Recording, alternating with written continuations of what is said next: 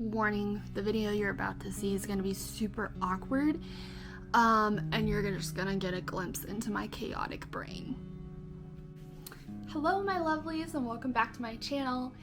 So I am moving. For those of you who are new to my channel, my name is Isa and I am a disabled scholar, advocate, and writer. I'm currently in graduate school and I am about to start my second year of my master's program.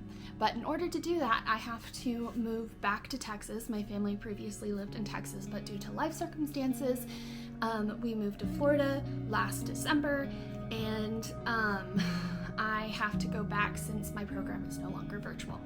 So I will be living by myself, well I have a roommate, but without my family for the first time besides my brief stint in undergrad, and we'll talk about that in a bit.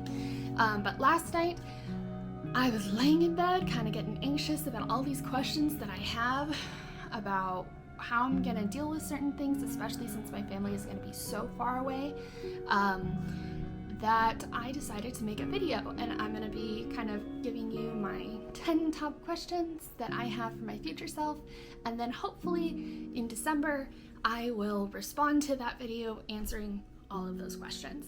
So here we go.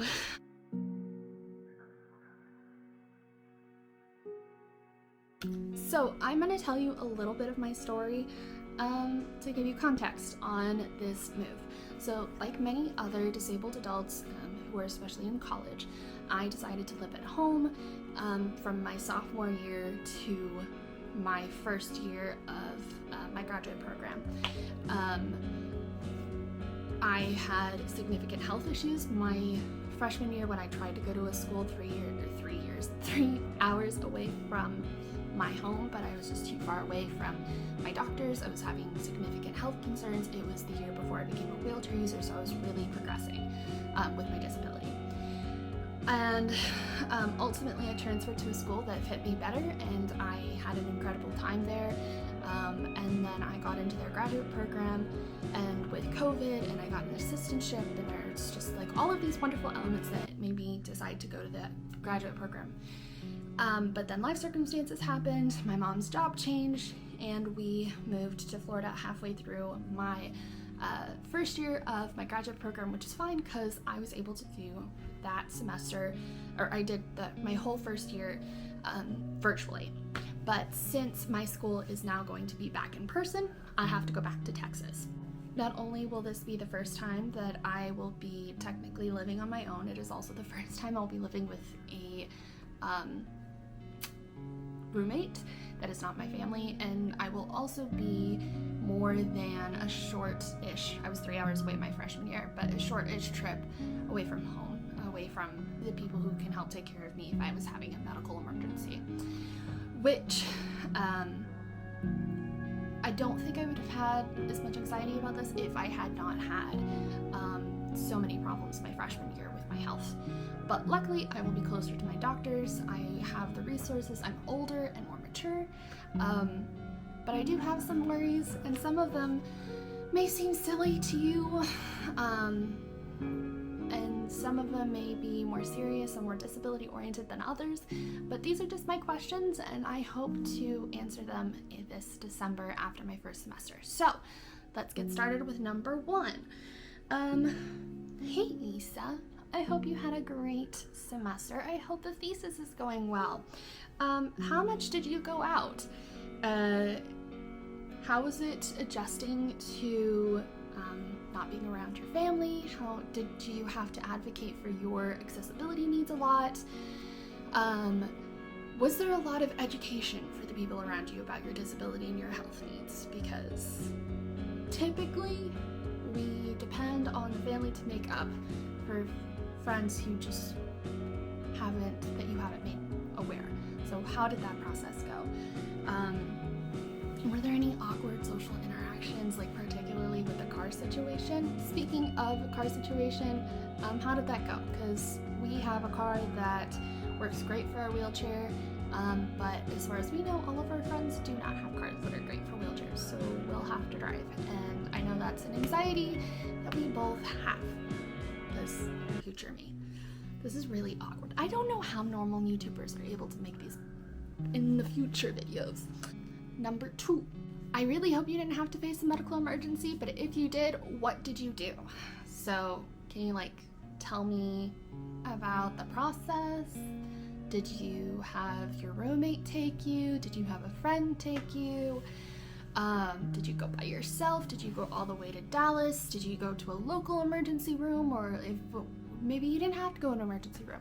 I just would really like to know what that process was like, because that's one of the things I'm really anxious about, is just in case there's a medical emergency like we had with my tube being pulled out. So, also, if there was a medical emergency, when did you tell the family? Did you text mom immediately or call her and be like, hey, I'm having a medical emergency? Or did you wait so you didn't worry her? Because I still haven't decided what it's probably on a case-by-case basis, but yeah, was curious how that goes, what your decision-making process was like. Did you get in trouble for that decision-making process? And if there was a medical emergency, were you calm, cool, collected? Did you panic? Just kind of handled it? What are some tools in that you've learned from? And if there was no medical emergency, do you have a better idea of what you would do in that circumstance? Did you have a conversation with your friends and roommate about that? Question number 3.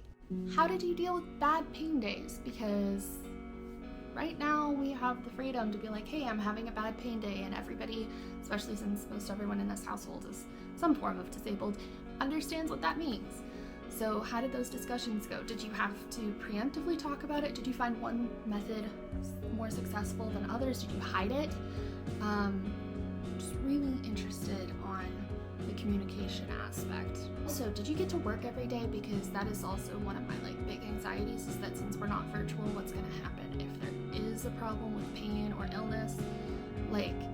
Did you ever have to call in? And if so, how did that go? What was that process like? Do you have any advice for other people?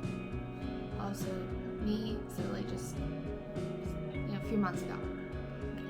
Number 4, how did you deal with the cleaning process? Because that is also one of my anxieties. I really don't want to annoy our roommate with lack of cleaning, but that is also something that happens when we have a depression episode or a flare-up. What are some techniques that you used not to be an absolute mess? Were you less of a mess since you're not around other people who might be able to help you clean and keep up with stuff? What are some things that you let go in order to keep other things clean and organized? Or were you just, you get there and you're just so organized, you got your little checklist, you did it every single day? What's that process like? Number 5, how's your mental health been? I know that at this point in answering this question, you're probably going to try to brush it off and say, it's been fine, there were some rough moments, but I got through it. Seriously, because we're trying to be honest and authentic on this YouTube. Were there any depressive episodes? How did you deal with the depressive episodes? Were there manic or hypomanic potentially episodes? How did you deal with that? How did you talk to the people around you about that? What was going on in your head? How long did it last? Are you feeling better now? Yeah. Have the nightmares gotten better? Because it's not a disability thing exactly, but I'm really hoping they didn't get worse, if anything. Number 6, this is one of my big ones. How did it go teaching as a wheelchair user? Because that is something that I'm really worried about.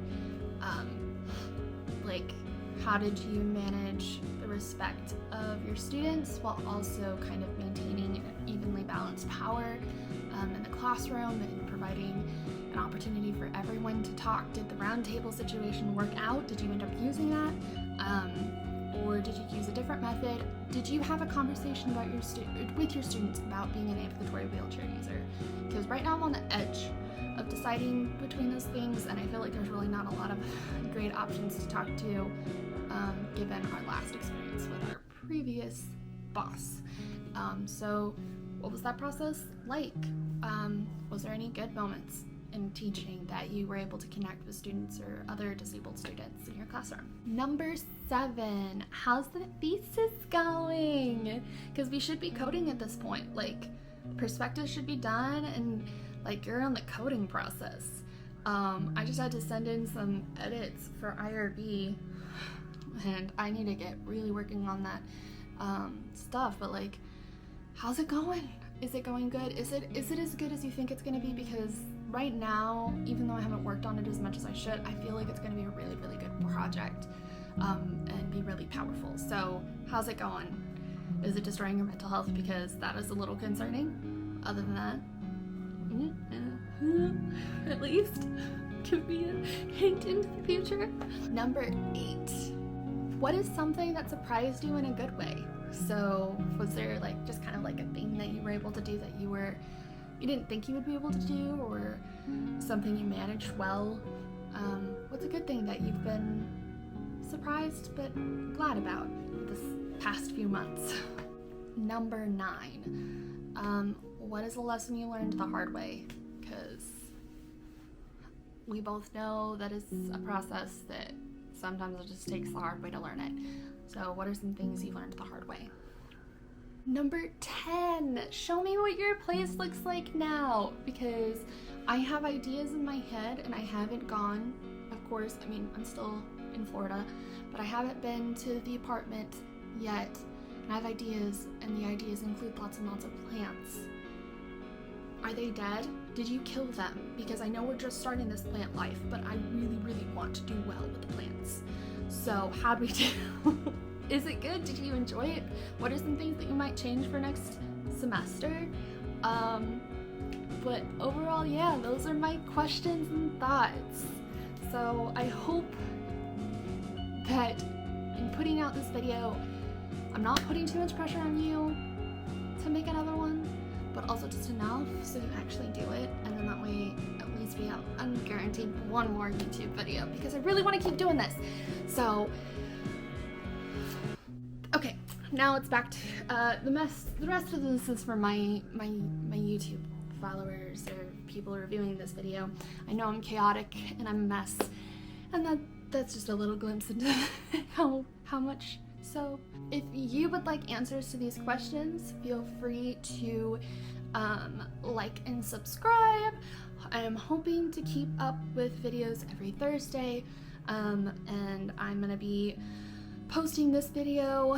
Currently it is Thursday, and my last video, I don't remember what it was exactly. Oh yeah, the fantasy video just went out today, so hopefully this one will be out next Thursday, and the Thursday after that should be Vero Beach, and Thursday after that should be my move, and then any following videos. But I'm hoping to keep up with this Thursday schedule. It seems to work, especially if I can get a little bit ahead. But yes, if you have any questions, feel free to put it in the comments, and I will also answer those in December. And if I don't get to them in December, I will get to them by the end of my graduate program. So yeah, this is just a little bit of a glimpse into the life of someone with mental illness and disabilities.